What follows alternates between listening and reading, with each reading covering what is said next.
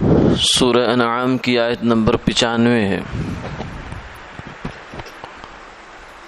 اعوذ باللہ من الشیطان الرجیم، بسم اللہ الرحمن الرحیم۔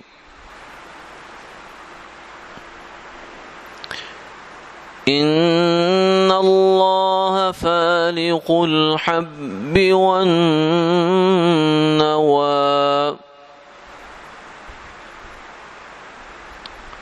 يخرج الحي من الميت ومخرج الميت من الحي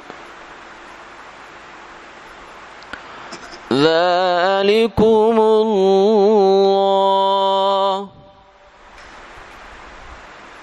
فأنا تؤفكون۔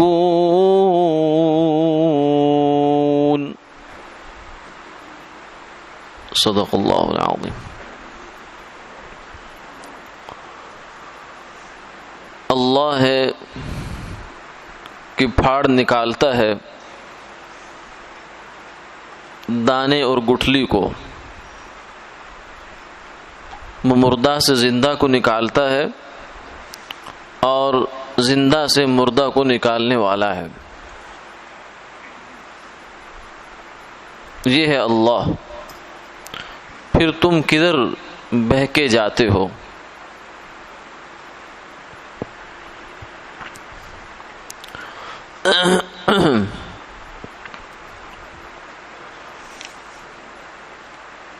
گزشتہ آیات میں مشرکین کو توحید کی اور رسالت کی، پھر آخرت کی دعوت دی گئی۔ یہاں سے یوں سمجھیں کہ اس کے دلائل ہیں۔ ویسے تو اللہ کی وحدانیت اور اس کے وجود کے دلائل پوری کائنات میں پھیلے ہوئے ہیں، بلکہ انسان اگر اپنی ذات پر غور کرے، اپنے آپ پر غور شروع کر دے، تو اس کو اتنی اللہ کی قدرت کی نشانیاں نظر آئیں گی کہ حیرت سے انسان پریشان ہو جاتا ہے۔ سنریہم آیاتنا فی الآفاق وفی انفسہم حتی یتبین لہم انہ الحق۔ ہم انہیں عنقریب اپنی نشانیاں دکھائیں گے آفاق میں، زمین آسمان، یہ چاند، یہ سورج، یہ ستارے، یہ پہاڑ، یہ ندیاں، یہ آبشاریں، یہ نالے، یہ سمندر، یہ دریا، یہ لہلہاتے باغ چمن، یہ ساری اللہ کی قدرت کی نشانیاں ہیں۔ یہ بادلوں کا نظام، یہ بارش کا برسنا، زمین میں سے غلوں کا نکلنا، یہ سب اس کی قدرت کی نشانیاں ہیں۔ یہ آفاق ہے۔ اور دوسری چیز ہے وفی انفسہم، یعنی اپنی ذات میں۔ ایک طرف پورا جہان ہے اور ایک طرف انسان ہے۔ علماء نے کہا کہ یہ دو ایک جیسی چیزیں ہیں، صرف سائز کا فرق ہے۔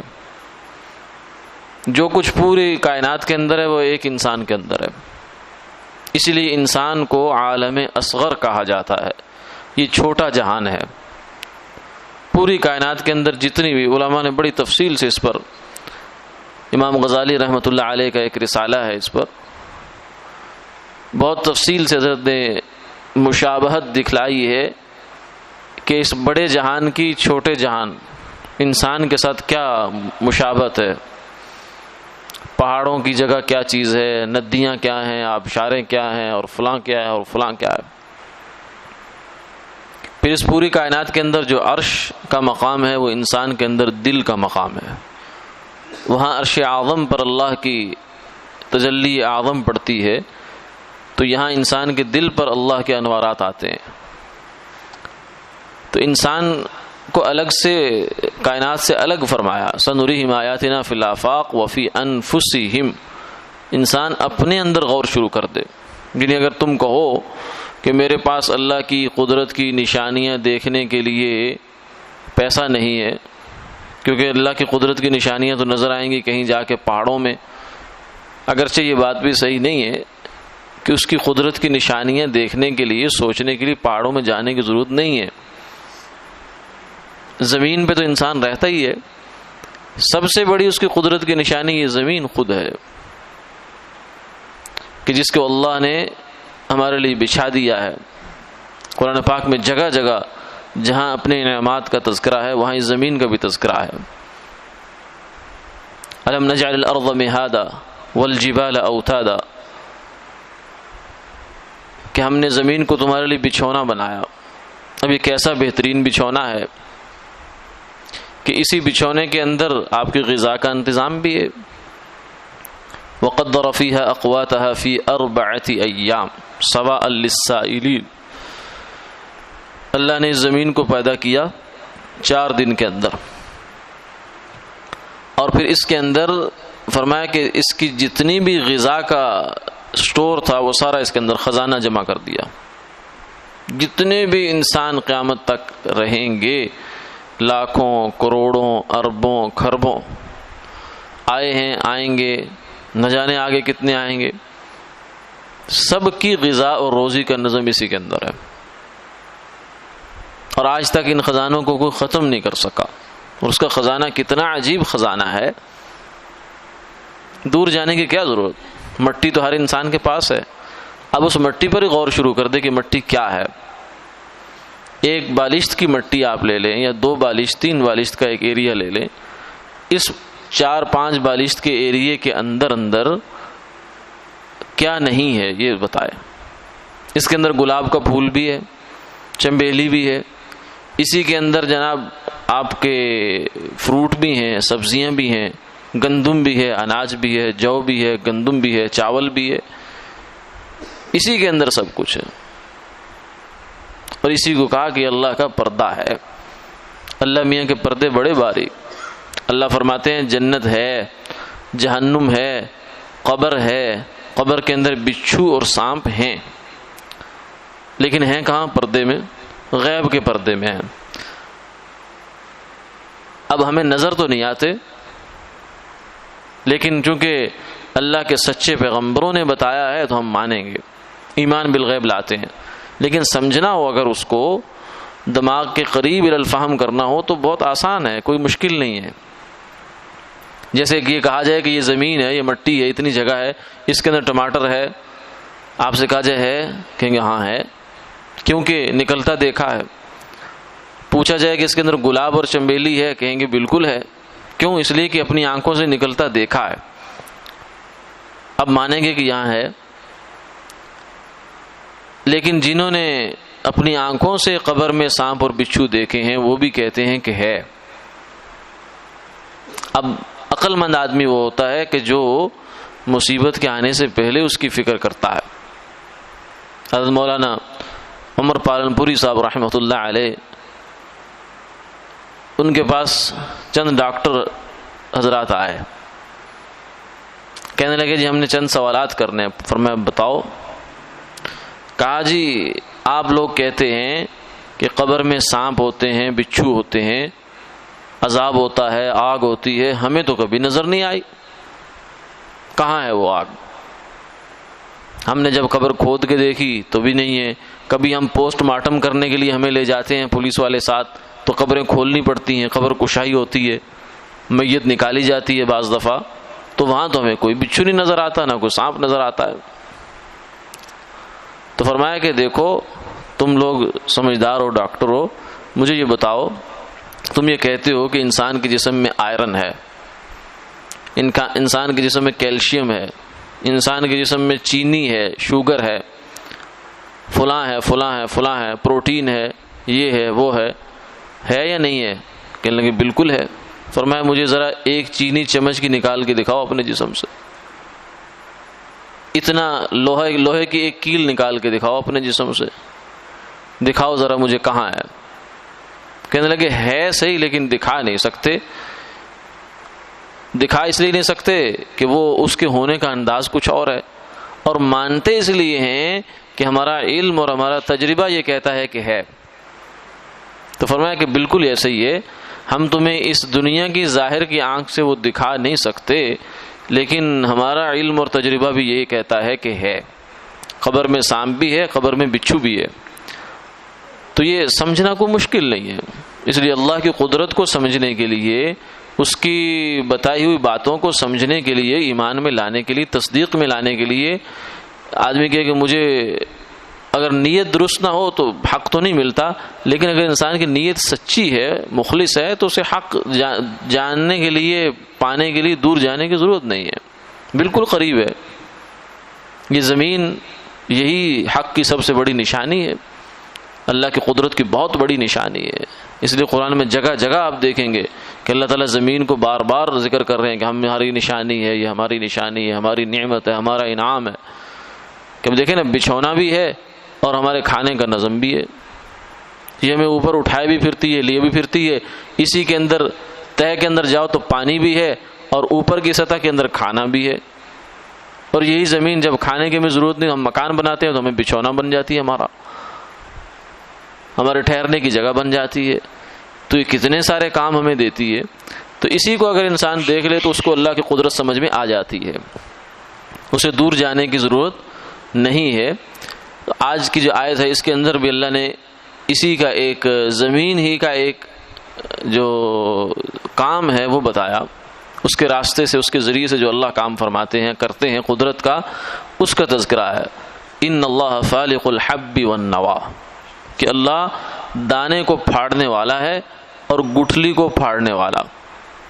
یعنی دانہ دیکھیں، گندم کا دانہ لے لیں یا کوئی اور دانہ لیں، کھجور کی گٹھلی لے لیں، اسے زمیندار کیا کرتا ہے، یا ہم لوگ کیا کرتے ہیں، مٹی نرم کرتے ہیں، نرم کرنے کے بعد اس گٹھلی کو، اس دانے کو اس کے اندر پھینک دیتے ہیں یا دبا دیتے ہیں. اب اس گٹھلی اور دانے کے اندر اس کو پھاڑنے کے بعد اس کے اندر سے نرم و نازک کومپل نکالنا، پھر اس کومپل کو مٹی کے اوپر ایک ڈھیلا آیا ہوا ہے، تودا آیا ہوا ہے، اس تودے کو ہٹا کر اس کے اندر سے اس کومپل کو نکالنا. فرمایا یہ کام کون کرتا ہے؟ چلو تمہارا کام تو وہاں تک ختم ہو گیا، تم نے زمین نرم کر دی، تم نے اس میں پانی لگا دیا، تم نے دانہ اندر ڈال کر دانے کو دبا دیا کہ چلو اس کو چڑیاں جو ہے وہ اچک کر نہ لے جائیں، کوئی جانور نہ لے جائے. تمہارا اتنا کام تھا. اتنا کام کرنے کے بعد تم تو آ کے سو گئے گھر رات کو، لیکن صبح جا کر جب تم نے دیکھا تو کومپل نکلی. تو یہ کون نکال گیا؟ تم نے نکالی ہے، تمہیں تو خبر ہی نہیں تھی، ہوش ہی نہیں تھی، تم تو رات تھکے ہارے خواب غفلت میں چلے گئے جا کے ہی. تو یہ رات تمہارے دانے کو سیدھا کس نے کیا؟ اس کے اندر سے اس کو پھاڑا کس نے پہلے؟ پھر اس کے اندر سے کومپل نکالنے والا کون ہے؟ کبھی غور کیا تم نے؟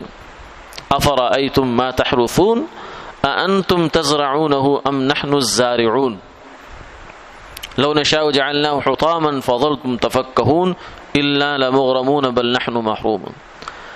فرمایا کہ جو تم کھیتی باڑی کرتے ہو، دانے ڈالتے ہو زمین میں، کہ تم نے کبھی غور کیا انتم تزرعونه ام نحن الزارعون، کہ یہ تم اگاتے ہو ان کو یا ہم اگانے والے ہیں؟ کسان کہتے ہیں غلہ اگاتا ہے، یہ مجازن کہہ دیتے ہیں، ورنہ حقیقت میں کسان بیچارے کے بس میں کیا ہے، وہ کہاں اگاتا ہے؟ اگانے والی ذات تو اللہ کی ہے. انتم تزرعونه ام نحن الزارعون، کہ تم زراعت کرتے ہو یا ہم زراعت کرنے والے ہیں؟ یعنی غلے کو اگانے والے ہم ہیں یا تم ہو؟ ذرا انصاف سے جواب دو. لو نشاء جعلناه حطاما، اگر ہم چاہیں تو اس کو بھسم کر دیں، ختم کر دیں، اس کو راکھ کر دیں، خاک کر دیں. کیا کر سکتے ہو تم زیادہ سے زیادہ ہاتھ ہی مل سکتے ہو، افسوس کر سکتے ہو، روتا ہے، تمہاری آنکھوں دیکھے ہو جاتا ہے. بلکہ یہ رہا، ہم تو پکی ہوئی فصل کو، تیار فصل کو تمہاری آنکھوں کے سامنے ٹڈیوں کے لشکر سے اجاڑ دیتے. کر لو جو کرنا ہے. اللہ تو وہ ذات ہے، انسان کی کیا حیثیت ہے بیچارے کی اس کے مقابلے میں. اس لیے انسان کی حیثیت یہی ہے، اس کا کمال یہی ہے کہ وہ اپنی حیثیت کو پہچانے. اس کی حیثیت کیا ہے؟ عبدیت. اللہ کا بندہ بن کے اس کے سامنے جھک جائے، زیادہ اپنی عقل نہ چلائے اور زیادہ اپنے آپ کو ہوشیار نہ سمجھے. اللہ کے سامنے جو جتنا جھکتا چلا جاتا ہے وہ اتنا ہوشیار ہوتا جاتا ہے، اتنا چالاک ہے. وہ بے وقوف آدمی ہے جو اللہ کے قدرت کے سامنے اور اس کے احکام کے سامنے سر اٹھاتا ہے. ان اللہ فالق الحب والنوا، فرمایا کہ وہی اللہ ہے جو دانے کو پھاڑتا ہے، اس میں سے کونپل نکالتا ہے اور پھر گٹھلی کو پھاڑتا ہے. کھجور کی گٹھلی دیکھیں کتنی سخت گٹھلی ہے، اس کے اندر سے کونپل نکالنا یہ اسی کا کام ہے. یخرج الحی من المیت ومخرج المیت من الحی، زندہ سے مردہ، مردہ سے زندہ. مرغی زندہ ہے، انڈا مردہ ہے. یعنی اس اعتبار سے مردہ ہے کہ اس میں اپنی ارادی حرکت نہیں، اپنی مرضی سے وہ موومنٹ نہیں کر سکتا، کیونکہ جاندار جو ہوتا ہے وہ تو اپنی مرضی سے حرکت کرتا ہے. مرغی ہے، انسان ہے، بکری ہے، بھینس ہے، یہ سب اپنی مرضی سے حرکت کرتے ہیں، اس لیے ان کو جاندار کہا جاتا ہے. ورنہ سائنس کی تعریف کے لحاظ سے تو پودے بھی جاندار ہیں کیونکہ ان میں بھی بڑھوتری ہوتی ہے، لیکن وہ مراد نہیں یہاں وہ مراد ہے جو اس کو ہم عام لوگ اپنے مشاہدے کے اعتبار سے چیز جاندار کہتے ہیں. انڈا جاندار نہیں ہوتا ہمارے مشاہدات کے اندر، بلکہ بے جان ہوتا ہے. جبکہ مرغی جاندار، تو مرغی سے نکالا انڈا اسی ذات نے نکالا، پھر اس انڈے سے پھر نکالا بچہ، تو وہ جاندار.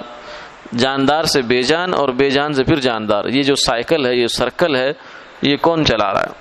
فرمایا کہ اللہ یخرج الحی من المیت ومخرج المیت من الحی ذالکم اللہ. یہ ہے اللہ، ذالکم اللہ، یہ ہے اللہ. اگر تمہیں تھوڑی سی بھی سمجھ ہے تو جان جاؤ، اس لیے کہ یہ تمہارے سامنے دائیں بائیں سب کچھ ہو تو رہا ہے، بڑے عجیب و غریب کام ہو رہے ہیں اس کائنات میں، لیکن انسان یہ غور کرے اس بات پر کہ انسان کی اپنی معلومات کی حد تک اس کائنات میں یا اس زمین پر کم سے کم اس سے بڑی سمجھدار مخلوق کوئی نہیں. باقی جتنے بھی جاندار ہیں، جتنے بھی جانور ہیں، وہ سب اس سے نیچے ہیں بیچارے. جنگل کے جانور جتنے مرضی آپ ان کو سمجھدار کہہ لیں، لیکن انسان کے مقابلے میں ان کی سمجھ ناقص ہے. تو جب انسان یہ کام نہیں کر رہا تو کوئی اور تو کر ہی نہیں سکتا. جب انسان یہ کام نہیں کر سکتا اتنا سمجھدار ہونے کے باوجود، اتنا عقل مند ہونے کے باوجود، تو پھر کون کر رہا ہے؟ کوئی تو ہے جو کر رہا ہے. یہ بہت واضح مثال ہے اور بہت واضح جو ہے اللہ کے وجود کی اور اس کی قدرت کی علامت ہے. لیکن اس کے باوجود شیطان ہے جو ایک دنیا کی ایک بہت بڑی تعداد کو بہکا دیتا ہے. وہ کیا کہتے ہیں؟ وہ کہتے ہیں یہ سب کچھ خود بخود چل رہا ہے، خود بخود چل رہا ہے. یعنی خود بخود ایسا ہو رہا ہے کہ مرغی انڈا دے رہی ہے، اور خود بخود ہی ایسا ہو رہا ہے کہ انڈے کے اندر بچہ پیدا کرنے کی صلاحیت پیدا ہو رہی ہے. خود بخود ہی ہو رہا ہے کہ دانہ پھٹ رہا ہے اور گٹھلی پھٹ رہی ہے اور اس کے اندر سے نکل رہا ہے. خود بخود ہی ہو رہا ہے کہ زمین جو ہے اتنی صلاحیت پیدا کر گئی کہ اس کے اندر سے پھول بھی نکلتا ہے، پھل بھی نکلتا ہے. گنے جیسا شکر اور اس سے چینی سے بھرا ہوا ڈنڈا ہے وہ بھی نکلتا ہے اسی کے اندر سے. اسی کے اندر سے زہر بھی نکلتا ہے، کڑوا جو تما ہے وہ بھی نکلتا ہے، ہنزل نکلتا ہے، ہر چیز نکلتی ہے. خود بخود ہی ہو رہا ہے سب کچھ. یعنی اپنے دنیا میں، اپنی اس میں کام میں ان سے کہا جائے کہ خود بخود سب کچھ ہو گیا تو ماننے کو تیار نہیں ہوتے. یعنی ایک دہریہ ہو، مزدور ہو، اس کو آپ نے دن بھر مزدوری پہ لگایا، اس نے دیوار چن دی، رات کو کہے کہ مزدوری دو، تو آپ کہیں کس بات کی؟ کہ میں نے دیوار بنائی. اب کیونکہ نہیں، تو آپ نے تو نہیں بنائی، یہ تو خود بخود بن گئی ہے. اینٹیں پڑی تھی، گارا مٹی پڑا ہوا تھا، اور جناب اینٹیں اٹھنی شروع ہوئی، گارا مٹی جو ہے وہ بھی اٹھنا شروع ہوا، بڑی ترتیب سے لگتا چلا گیا، اینٹ جڑتی چلی گئی، اینٹ پر اینٹ آتی چلی گئی، بالکل سیدھی دیوار اتنے بیلنس کے ساتھ کھڑی ہو گئی. تو نے کیا کیا؟ تو نے کچھ نہیں کیا، تو ایسے جھوٹ بول رہا ہے. تو اس کو عقل ٹکانے آئے گی کہ جب ایک دیوار 4, 5, 6 فٹ کی دیوار، وہ کہے گا کہ بھائی آپ کا دماغ ٹھیک ہے؟ یہ کیسے ہو سکتا ہے کہ دیوار کی اتنی اینٹیں اتنی ترتیب سے ساری خود بخود جڑ جائیں؟ تو اس احمق سے پھر یہ پوچھنے کی بات ہے کہ اگر ایک 4 فٹ 5 فٹ کی دیوار خود بخود نہیں جڑ سکتی تو یہ اتنا بڑا نظام اتنا بڑا کارخانہ عالم کہ جس میں ایک سیکنڈ کے بھی اگر فرق لگ جائے تو کیا سے کیا ہو جائے، یعنی ایک سیکنڈ کے بھی ہزارویں لاکھویں حصے کے اندر بھی اگر فرق لگ جائے تو کائنات کا نظام کچھ کا کچھ ہو جائے۔ انسان کو جو اللہ پیدا کرتے ہیں، اس میں ماں کے پیٹ میں نطفہ پیدا ہوتا ہے تو اس کے اندر اتنی باریکی سے چیزوں کو مینج کیا جاتا ہے کہ بعد میں اس کا اندازہ ہوتا ہے۔ کئی دفعہ ساتھیوں سے پوچھتے ہیں کہ کیا ہوا، آپ کرسی پر بیٹھ کر کہتے جی موہرا ہل گیا۔ کتنا ہل گیا؟ وہ جو اتنا باریک سا مائنر سا بال سے بھی زیادہ باریک جو ہے نا، ڈاکٹر نے کہا ہے کہ وہ اس میں آ رہا ہے کہ آپ کا جناب موہرا ادھر سے ادھر ہو گیا، تو اس سے ساری زندگی کا نظام متاثر ہو گیا، چلت پھرت متاثر ہو گئی، لیٹنا اٹھنا بیٹھنا متاثر ہو گیا، نماز پڑھنے کی حیت متاثر ہو گئی، وہ آدمی اب کوئی بوجھ نہیں اٹھا سکتا، وہ وزن نہیں اٹھا، پوری زندگی کا سلسلہ ہی تبدیل ہو گیا اتنے سے فرق سے۔ تو جو اتنا سا فرق اگر نہیں آ رہا اور ہمارے سامنے یہ نظام چل رہا ہے، سورج چاند ستارے، تو پھر آدمی اس کو یہ کہہ دے بڑی سادگی کے ساتھ سب کچھ خود بخود ہی ہو گیا، اس سے بڑی حماقت کوئی نہیں۔ اسی لیے فرمایا ذالکم اللہ، یہ ہے اللہ، فانا تؤفکون، تمہیں کیا ہو گیا، کہاں بہک رہے ہو، کہاں ٹامک ٹوئیاں مار رہے ہو، اٹکل پچو مار رہے ہو، اٹکل کے تیر چلا رہے ہو، کچھ ہوش کرو، کچھ عقل کے ناخن لو کہ یہ کیا چلانے والے کے بغیر ہی چل رہا ہے، پھاڑنے والے کے بغیر ہی گٹھلیاں پھٹ رہی ہیں اور ان میں سے کونپلیں نکل رہی ہیں اور درخت لہلہا رہے ہیں، پھلوں سے لد رہے ہیں، یہ کیا بغیر کسی چلانے والے کے ہو رہا ہے، کچھ ہوش کرو۔ فَأَنَّا تُؤْفَكُونَ وآخر دعوانا الحمد للہ۔